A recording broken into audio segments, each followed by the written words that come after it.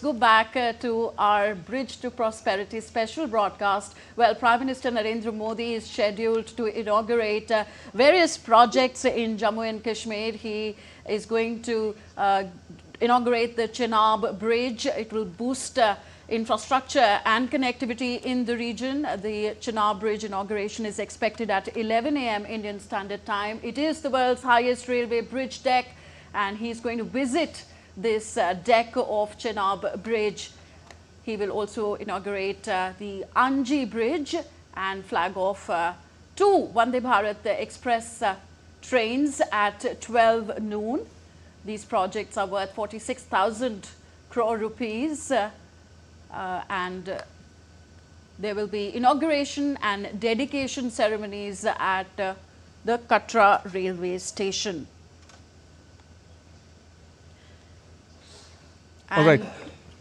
Sorry, we still have with us our guests, Professor Chaudhary and Mr. Dutt, to walk our viewers through the remainder of this broadcast. Remember, we are counting down to the inauguration of two railway bridges and two trains as well, linking the Kashmir Valley with the rest of India. It's a momentous occasion for Jammu and Kashmir as a whole. And to talk to us more about it is our panel of guests, Mr. Dutt and Professor Chaudhary. Mr. Dutt, if I can come to you again, just for the benefit of viewers who are not familiar with the technicalities of the what is going to happen in Katra and elsewhere in the Union Territory, we are told that the Anji Bridge is India's first cable-stayed rail bridge. Now, what is a cable-stayed rail bridge? And talk to us about the features of the bridge. We are told it can withstand wind speeds of up to more than 200 kilometers per hour and allow trains to cross at 100 kilometers per hour as well. Well said, very well said. There is a fact, very high wind velocities are there in the region. And then, firstly, what is a cable-stayed bridge? So, normally bridges on the piers. In case of cable-stay bridge, you see there is a pylon, a very big pylon. And on this pylon, the platform is staying, and then it has been tied with the cables. Rather, cables. These are the strong steel ropes, 99 numbers, which are tying up.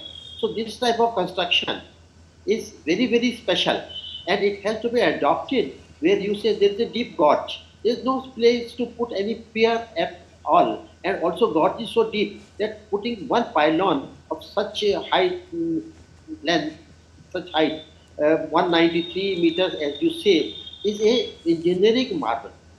I will also try to point out this is a region with very high wind speed, 130 kilometers per hour wind going there. And one thing more, this region lies on, I have been associated with Jack for last 30 years, on the fault line. So when two plates meet, it is a point of fault line. So the very fact that the Chenab That is on the fault line, it is in the zone 5 of the earthquake prone area. That means a earthquake of Richter scale 8 or 7 can hit it at any time. So the design has to take wind forces, earthquake, if it comes, what will happen, and the strength and the challenges put with the height. If you go for a pylon which is 300 meters high and it is supported and held at the ground, so for that cantilever, what are the forces and how we are going to do it? So these are the challenges which came, and many times I can tell you, engineers like me decided, can we change alignment? Can we do something else? So after so many options, this ideal option was, which was in itself world's first. So when you design in something, and I say 130 kilometers per hour, it can be 140 also. This is just the statistics. So what factors of safety are to be taken? What factor of safety will be adequate? And in a terrain which is just the seabed, Himalaya was the seabed. And again, you find in sand embedded the signs of the seabed. So a structure which is not sound, and Himalaya is supposed to be the youngest mountain in the world, which was the seabed. So in that area where the structures are not very stable, where there are heights, where there are winds, and there is the earthquake. to design something. And see, when you put any factor, the cost goes up, the material goes up, and the complexity of design goes up. And something, say in engineering, there is something called precedence. If you know this structure has lasted for 100 years, yes, it will be strong. Here is an example where there has been never like this before. So do something for the first time and come out right is a very big achievement to my mind. Okay. Professor Chaudhary, the Indian Institute of Science was the consultant for slope stabilization and foundation of the Chenab Bridge, whereas foreign firms were involved in making its steel arch. So is it another perfect example of the PPP model of growth? Yeah, so firstly, I want us to reflect that bridge engineering in India has come at to very high level. Just look in last 3 months itself. Firstly, we had Pamban Bridge, India's first vertical lift sea bridge. Right? The second one, just we now talked about Chenab Bridge, that is the highest railway arch bridge. Now we are talking about Anji, that is the first cable stayed bridge. So coming from a very simple bridge structures based on beam bridges or based on cantilevers, actually engineering in India has progressed at a very, very rapid level.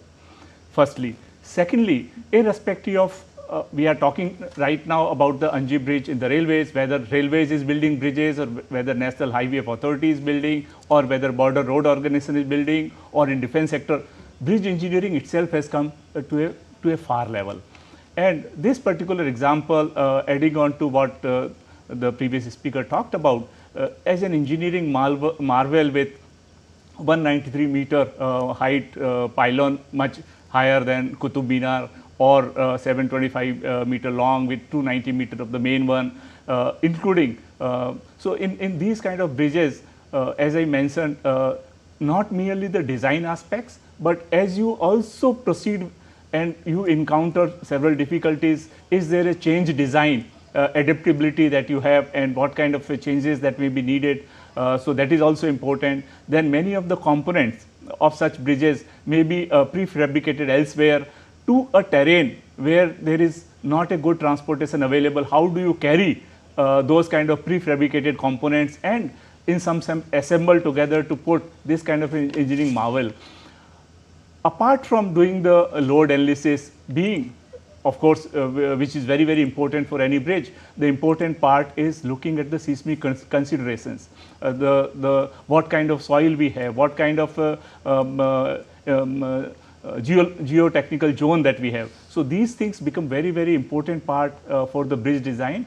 And one philosophy, because bridges are expected to last 100, 200, 400 years, so we have to always think of maintenance as a part of the design philosophy. How are we going to maintain the bridge? What kind of safety considerations will we have? What kind of sensors that we can install while constructing the bridge, so that important data related to its conditioning, its condition on the real-time monitoring basis can be made available. So these are very, very important part of the bridge design that has gone into the Anji first cable stayed bridge. And that is why it becomes an engineering marvel. And as I mentioned, the three of them, Pamban, Chenab and Anji, all three reflect different types of bridge engineering, but collectively they reflect the excellence of Indian engineers. Indeed, Mr. Dutt and Professor Chaudhary, do stay on. We'll come back to you in just a bit, but time to go back to our colleagues who are standing by in Jammu and Srinagar. Tanvi, we are joined, we're told, by Shabbir Dar in Srinagar, and Gurmeet Singh is in Jammu. Yes, Gurmeet, Prime Minister Narendra Modi will be flagging off 2 Vande Bharat trains between Srinagar and Katra. Could you shed some more light on the designs of these special trains, Vande Bharat trains? See, this Vande Bharat train, as you've already told our viewers, is today is the first day, and on the first day the media persons and the journalists are allowed to board the train, and the train would start from Katra railway station till there is another station which is not far away from here, and tomorrow is the day when this train will commence from here, from Katra railway station till Srinagar, and it will take 3 hours to reach to Srinagar. As you've already told our viewers that the travel time will be cut into half when the people will be traveling through this train. And as well as if we talk about this rail link, which is Udhampur Srinagar Baramulla rail link, so out of this the Kashmir part of the rail link, it was completed earlier, and the second phase, which is Banihal to there's another station,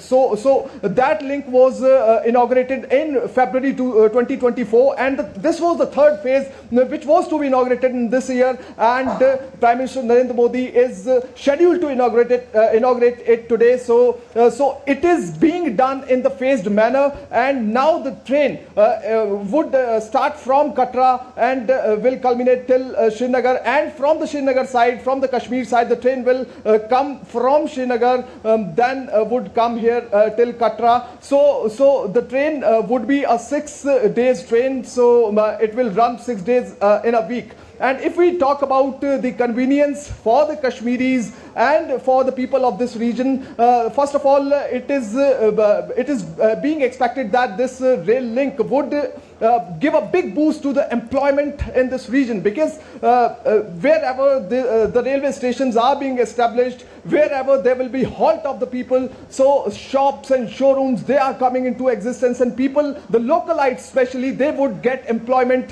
through this. And secondly, the public transport, the convenience will be there for the people of this region, and whosoever sitting in Srinagar wants to go to Chennai, so he can go to Chennai through the rail connectivity only. Earlier, it was not possible. And third thing, which is quite important, because if somebody is sitting in Delhi, so he wants to go to Srinagar, so it was not possible to go to Srinagar through rail link. And specifically if it is winter season and harsh weather, so at the time there was a time when the roads would be blocked, sometimes there would be landslide, any other natural calamity, so 15 days, 20 days halt would be there on the national highway only. So now this rail connectivity is going to give a big boost to the economy of this region, and it is the vision of the Prime Minister Narendra Modi, and specifically after abrogation of Article 370 in 2019, that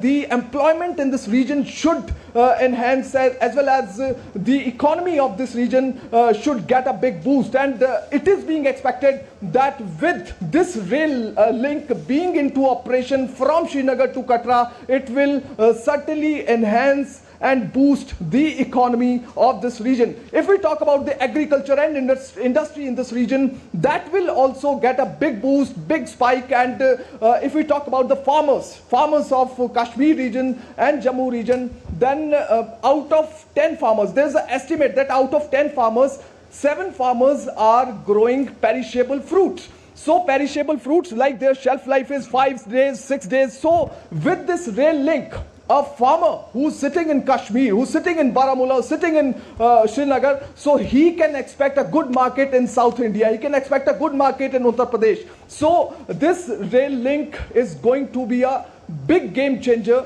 for Kashmir and Jammu region. Indeed, a game changer, says our colleague Gurmeet, who is in Jammu, in Katra actually. And coming to Shabir, you now. Talk to us. We're discussing about the Udhampur Srinagar Baramulla railway line and the Vande Bharat Express trains linking Srinagar.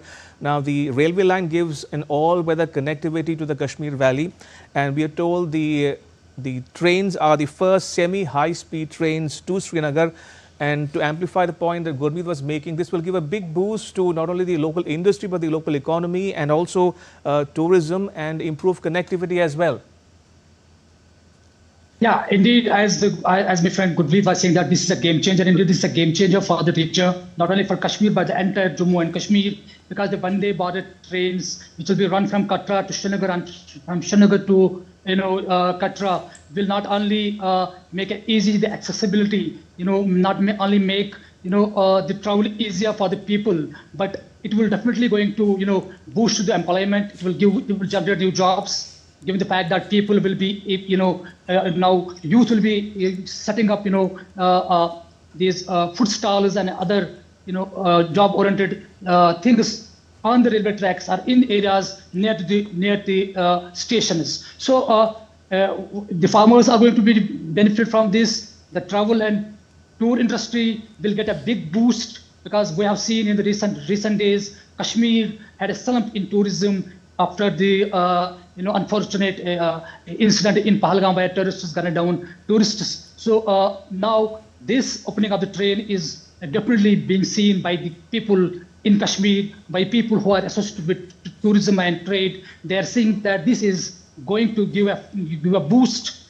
This is also going to give confidence boost to the people to come and visit Kashmir because it will be all weather connectivity. There will be no hiccups now in winter when there is weather vagaries. The Srinagar national road connectivity, national highway will get closed. Now the all weather connectivity by rail is definitely going to increase the footfall of tourists and pilgrims particularly because we're seeing Kashmir is having a huge potential for pilgrim tourism given the fact that we have this Amarnath Enclave Shrine in Kashmir, which is the pilgrimage for which is going to start from July, first week of July. So indeed, for the pilgrims, this train will be a big thing because they will have a easy access to Kashmir this time around, and this train is, as Gurmaz was saying, is cutting the travel time because it is cutting travel time by 2.5 hours. So indeed,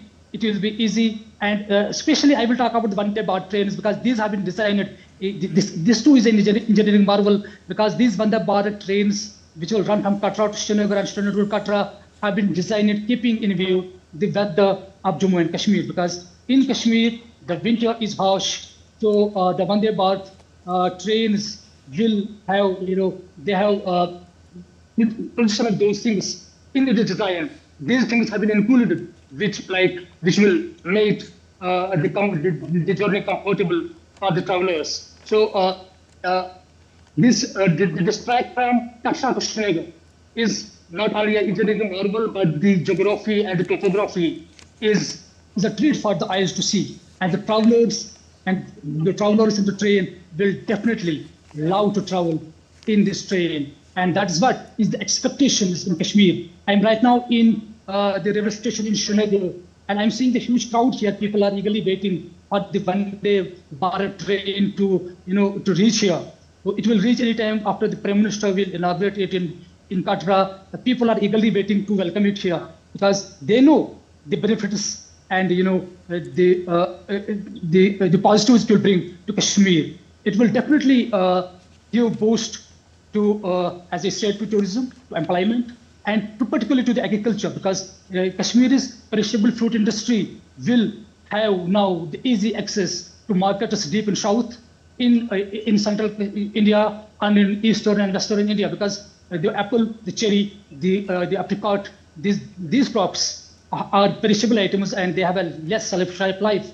When we have earlier what the farmers would face, they would face the highway closure, which would result losses to their fruit. But now this Vande Bharat train and the trains which will follow after that, they will definitely carry the Kashmir's produce, the farming produce, the horticultural produce to the markets in India, which is definitely going to create jobs and give boost to Kashmir's economy, which definitely needs a revival and a boost.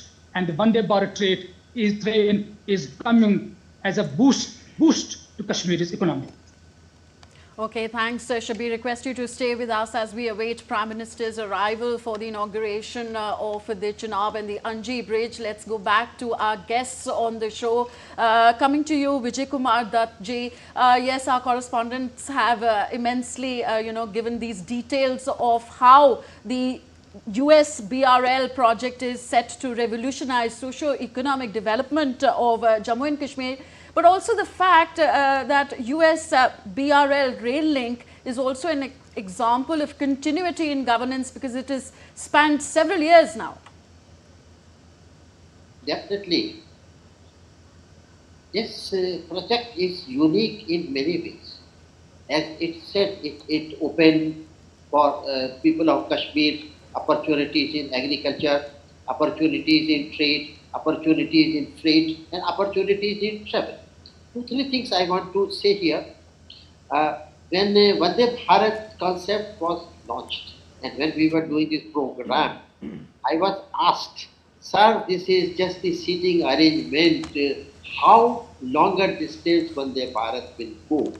So I said, the Vande Bharat with the sleeper option is on the design table. Your anchor asked me, "Sir, is it possible?" So this is something which has been possible with this project. It is for the first time we have a sleeper Vande Bharat train where you have a sleeping bed, you can sleep. And this marks a new dimension in our indigenous designing capability of semi-high speed trains, where the arrangement can be sleeping. So this is something new. Secondly, when we make a specification in a country, say India is a country with a lot of temperature variation. So we normally make a specification -5 degrees to 45 degrees. That is the range we. Here we are going temperature up to -20 degrees. So when you go from -5 to -20 degrees in the specification, it is a big challenge for the designer how he is going to design air conditioning equipment where there is oil, there is a lubrication, then how he is going to design the OHE which is designed. So you go in a realm where the technology has not been proven before. So that challenge has been very successfully overcome, and this is a feat of totally indigenous design, totally indigenous manufacture, and totally indigenous concept, which is something a source of great satisfaction for Indian technological people. Coming further, I would like to say this is a year of 100 years of railway electrification in India, and we are going to be 100% electrified in this year, and which will be a feat, a world record, which nobody has achieved, and maybe for many decades nobody will ever be able to achieve. Here I am saying at this height, at this wind pressure, you are seeing pylons, you are seeing cable stay bridges, you are seeing Chenab bridge. Over that, you put 7-meter high pillars on which you put copper OHE, which is very flexible, and to design where the now design parameters for OHE, for electric traction are known. Here you are going beyond those things.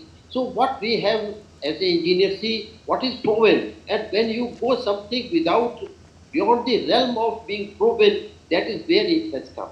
So designing overhead equipment, and I can tell you this is 25,000 volt, one of the highest voltages in the world on which this traction is going. So 25,000 volts on 7-meter high poles above that high bridge which you are showing is another feat which gives. So when you go and design, and those bend speeds you design, and something on which the pantograph of the train will touch, and it will be in the touch because total power is going to come here, and it will be stable, and it will behave stably up to 130 km/h of the speed, and it will not give you much sparking, much total safety. So this is something new in the design which has been achieved by this feat. Indeed, while we are waiting for the Prime Minister to arrive and inaugurate the projects and flag off the two trains, Professor Chaudhary, I want us to talk a bit, if you will, about the Vishwavidyalaya in particular. And correct me if I'm wrong, but one of your mandates is to foster industry collaboration, especially with the railways. Now, and as an aside, I can inform our viewers that GSP was earlier known as the National Rail and Transportation Institute. So your experience of working with industry as well as the railways, and what kind of collaboration did you have on these projects in particular? Thank you for asking this important aspect. Firstly, I'll start with the USBRL project. In 3 words, if I can say what it is doing: economic prosperity, cultural and social integration, and strategic strengthening of the region, which is so important. So all the 3 aspects are getting covered through this. Indian Railways particularly is undergoing tremendous transformation, and which is technology driven.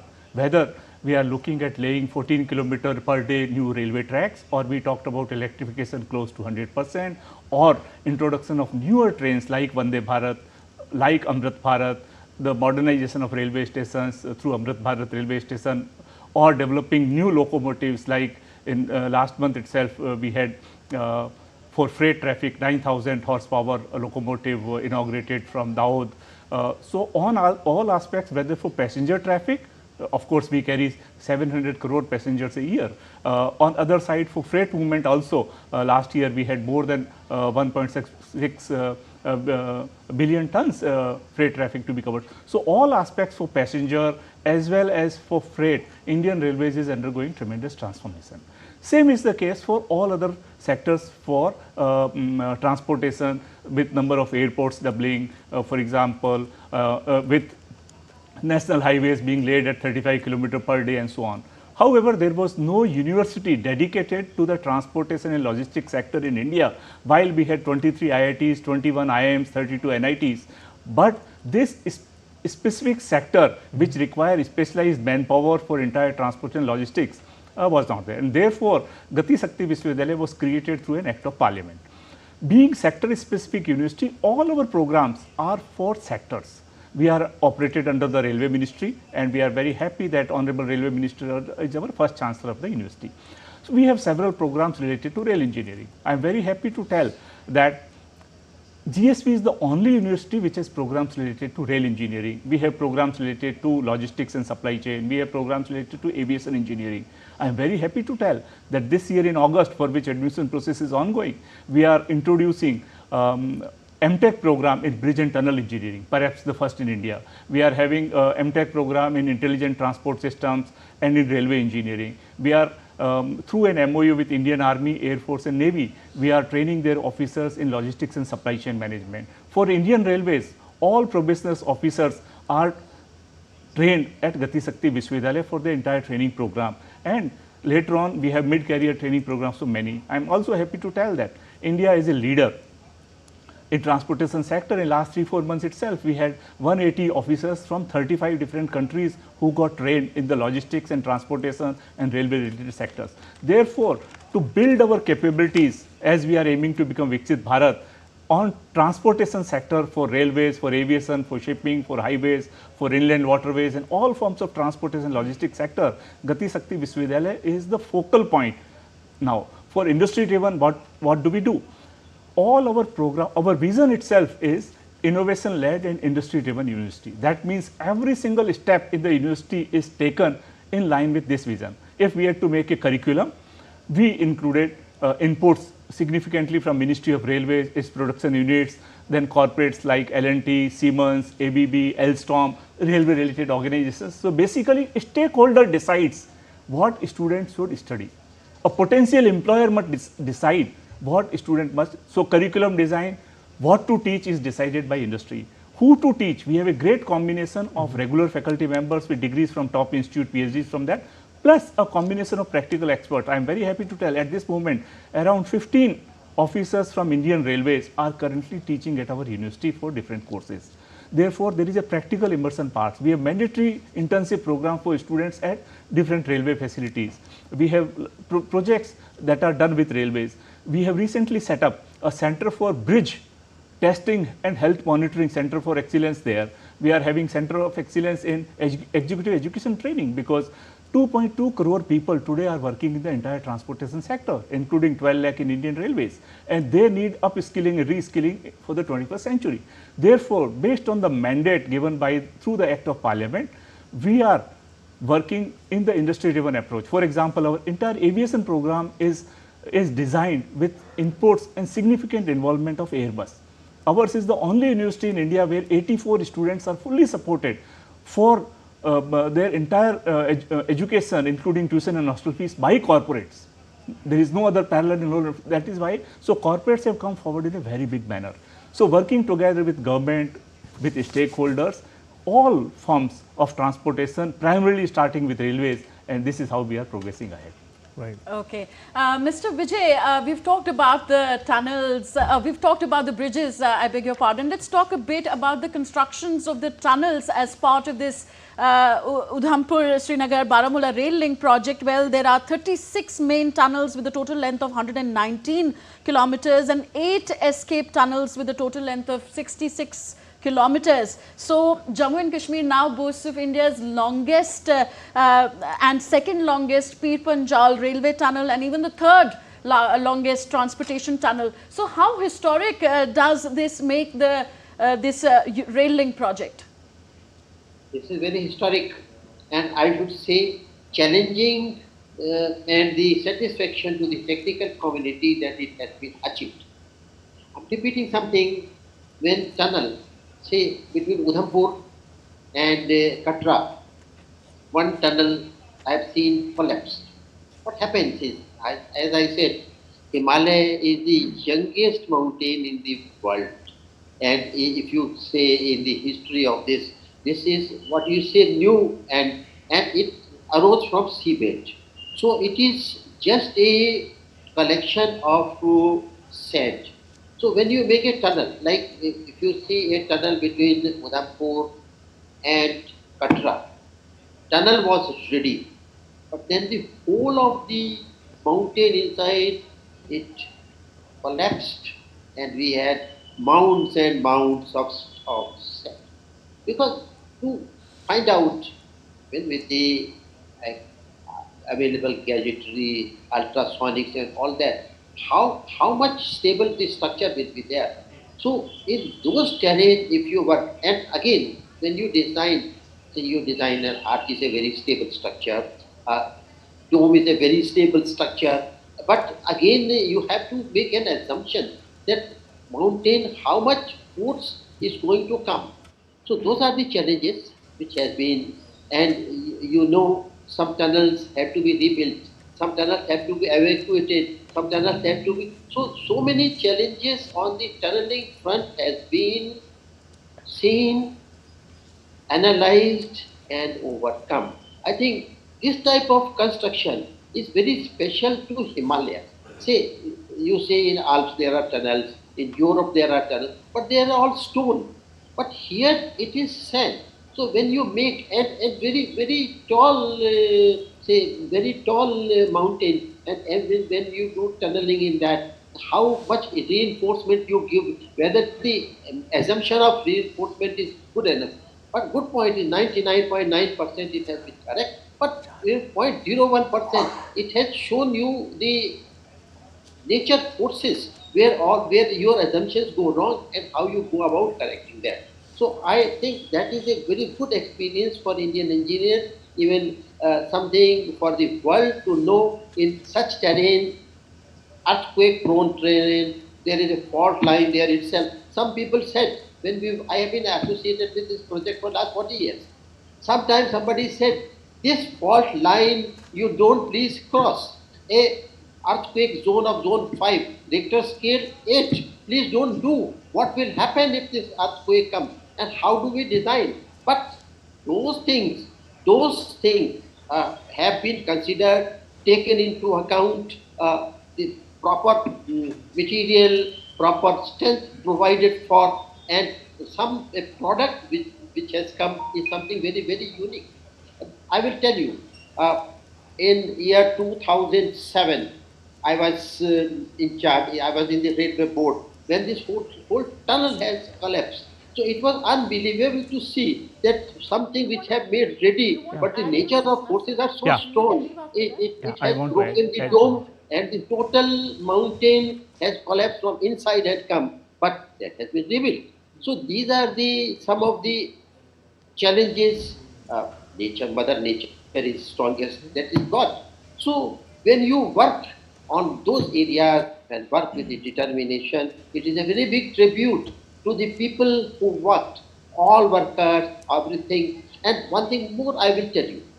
See, as it was said, it was very difficult to carry material. See, hundreds of kilometers of roads have been built or unimaginable. This site, if I reach this site, I have to build 100 kilometers of road.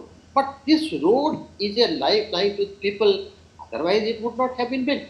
So to get the material to the project, to have access to the project, how much developmental works have gone in the Kashmir is something, a matter of pride, that this project has given livelihood, employment, accessibility, prosperity to so many regions which are outlined, and even regions which are about 100 kilometers, 200 kilometers away from the center line of the track, which has happened. Okay, Professor Chaudhary, you wanted to add to that. Is this called the Himalayan tunneling technique? That is where I was coming to. The extent of innovation is such that we now have a Himalayan tunneling system. Of course, we were always using the Austrian tunneling method. But however, looking at the particular geotechnical aspects with the kind of rocks we have, the kind of Himalayas that we have, whenever we have a tunnel that maybe through drill and blast method or other methods, here the particular emphasis was put on what do we do pre-excavation, not merely after excavating what do we do.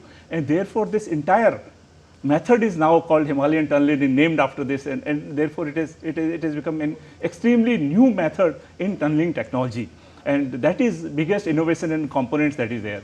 The second part, as you highlighted, this is such a project where whether T50, T80, T44, the gold, silver and bronze, all the three awards for the tunnels, the longest tunnel go to this project only. And therefore, this is such a great milestone, such a great day for all people who are involved in the bridge and tunnel engineering, and particularly Indian Railways, which is known for engineering excellence. Indeed. Professor Chaudhary, we know that you're pressed for time. We have other prior commitments, so may I thank you for joining us and sharing your perspectives with our viewers at home and abroad. Thank you so much. But we still have with us our other guest, Mr. Vijay Kumar Dutt. Mr. Dutt, now we've spoken about Indian Railways expertise and technical excellence. In that context, is there scope for railways to do more in terms of global outreach, sharing the expertise with other countries in the global south, in particular in terms of exporting locomotives or coaches or even talent for that matter? Yes. Thank you for putting a very relevant topic. See, Indian Railways has achieved what you say real 100% Atmanirbhar. We have world's strongest locomotive, 12,000 horsepower locomotive, uh, which was in Europe with Alstom. Of course, now it is our design, being produced in India in Madhepura factory, which is the world's best and strongest locomotive being proved in such difficult terrains. We have Vande Bharat coaches, which are the world-class coaches. We have wagons. We are going for aluminium wagons. We are going for stainless steel wagons. So, rolling stock, again, the technology of bridges, the pylon, the Chenab bridge technology, then signaling technology, the latest ETCS signaling system, CBTC, all those things have come. So India has them, because when you go abroad, when you tender, you have to your capability, your availability, and demonstration of its success. So all has been achieved. So we are poised. So many projects India is doing in Bangladesh, in Africa. Now we are poised to do projects in the most advanced systems like European Rail and American Rail. So that is something which is new happening. And Indian manufacturing capacity, like I would say, this 12,000 horsepower locomotive which we are building in Madhepura. Earlier, Alstom is building in their works in Spain, in France. But now I am happy to see